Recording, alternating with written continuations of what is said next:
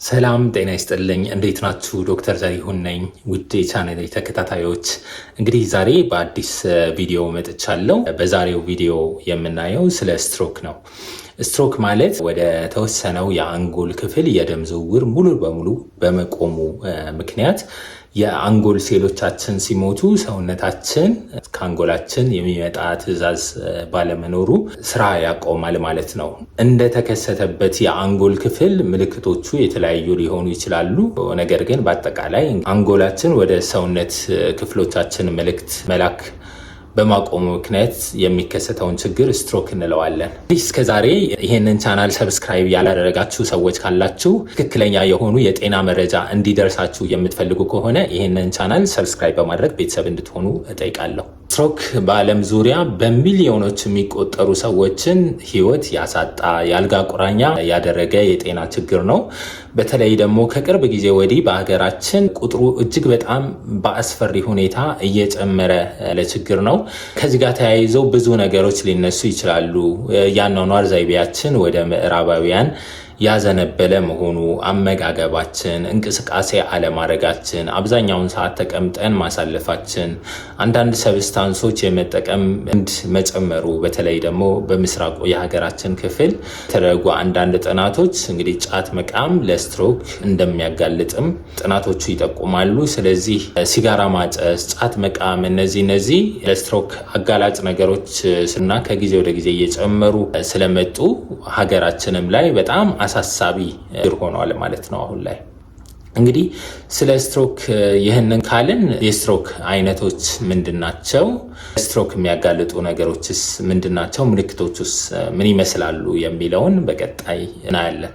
ዋና የስትሮክ አይነቶች ኢስኬሚክ ስትሮክ እና ሄሞሬጂክ ስትሮክ ይባላሉ። ኢስኬሚክ ስትሮክ አንጎላችን ውስጥ የሚገኙ የደም ቧንቧዎች በረጋ ደም ብሎክ ሲደረጉ በረጋ ደም ዘጉ የሚፈጠረው ስትሮክ ሲሆን፣ ሄሞሬጂክ ስትሮክ የምንለው ደግሞ አንጎላችን ውስጥ ያሉ ቀጫጭን ቧንቧዎች እንግዲህ ደም በመፍሰስ ምክንያት ዝውውር ሳይኖር ሲቀር የሚከሰተው ነው። እንግዲህ እንዳጠቃላይ ዓለም ላይ 85 በመቶ የሚሆኑ የስትሮክ አይነት ኢስኬሚክ ስትሮክ ነው ቢባልም በሀገራችን ግን ኦልሞስት 50-50 ኢስኬሚክ እና ሄሞሬጂክ ስትሮክ ነው ማለት ነው። እንግዲህ ይሄ ከቦታ ቦታ እንደየጥናቶቹ የተለያየ ቢሆንም ግን የሄሞሬጂክ ስትሮክ መጠን ሀገራችን ላይ ከሌላው ዓለም ትንሽ ከፍ ያለ ነው ማለት ነው። ስትሮክ ምልክቶች ምንድናቸው ካላችሁኝ፣ አንደኛ የፊት መንጠልጠል፣ መውደቅ፣ የአፍ መጣመም፣ የእጅ እግር መዛልና ማቆም ፓራላይዝድ መሆን የምንለው ማለት ነው። መናገር አለመቻል፣ ልሳን መዘጋት፣ ድምፅ መጎተት፣ እነዚህ ነገሮች በዋናነት የሚጠቀሱ ሲሆኑ እንግዲህ እንደ ስትሮኩ አይነት እንደተከሰተበት የአንጎል ክፍል ደግሞ ምልክቶቹ የተለያዩ ሊሆኑ ይችላሉ። አልፎ አልፎ ራስን መሳት ሊኖር ይችላል። ማንቀጥቀጥ፣ ሲጀር የምንለው ነገር ሊከሰት ይችላል። እነዚህ ናቸው ዋና ምልክቶቹ። መንስኤዎቹ ምንድናቸው ካልን እንግዲህ ስኳርና ግፊት በዋናነት ለስትሮክ የሚያጋልጡ ነገሮች ናቸው። እነዚህ ችግሮች ደግሞ ሀገራችን ላይ እጅግ በጣም እየጨመሩ ነው። በተለይ ታይፕ 2 የምንለው የስኳር አይነት እንዲሁም ግፊት በጣም እየጨመረ ነው። በተለይ ቁጥጥር ስር ያላዋሉት ግፊት ካለ ወይንም ደግሞ ተገቢው ሕክምና እየተደረገለት ያልሆነ የስኳር ህመም የሚኖር ከሆነ ለስትሮክ ሊያጋልጠን ይችላል። ከዚህ ውጪ በእድሜ ገፋ ያሉ ሰዎች ላይ ስትሮክ በብዛት ይከሰታል።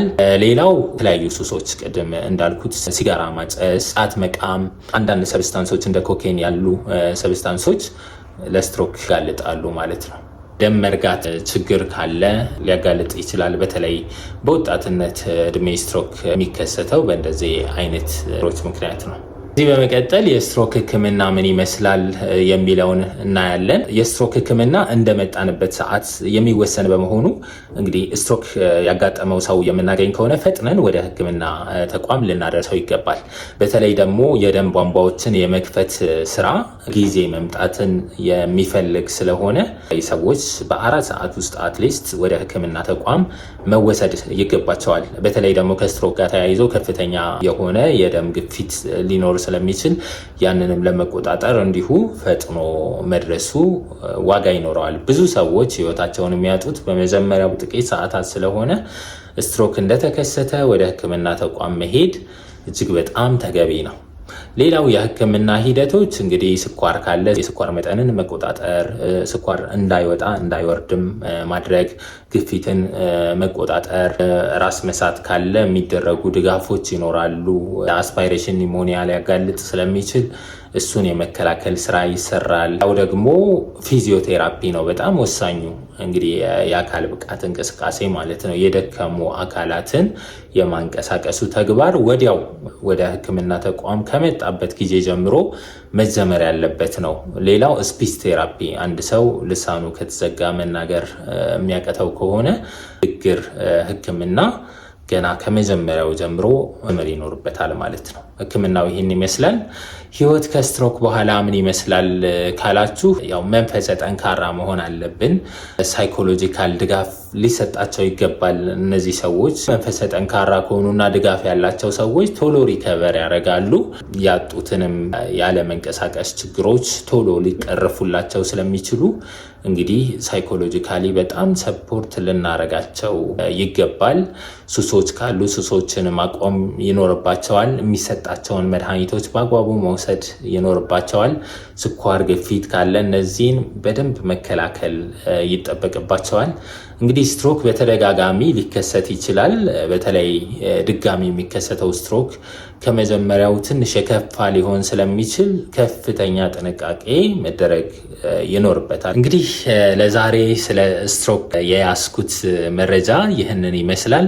ጥያቄ የሚኖራችሁ ከሆነ ኮሜንት ሴክሽን ላይ አስቀምጡልኝ። ስለተከታተላችሁኝ እጅግ በጣም አመሰግናለሁ። ይሄ ቪዲዮ ጠቃሚ ነው ብላችሁ የምታስቡ ከሆነ ለወዳጅ ጓደኞቻችሁ ሼር እንድታረጉ አበረታታችኋለሁ። እንግዲህ እስከዛሬ ደግሞ ቤተሰብ ያልሆናችሁ ሰብስክራይብ በማድረግ ቤተሰብ እንድትሆኑ እጋብዛለሁ። መልካም ቀን።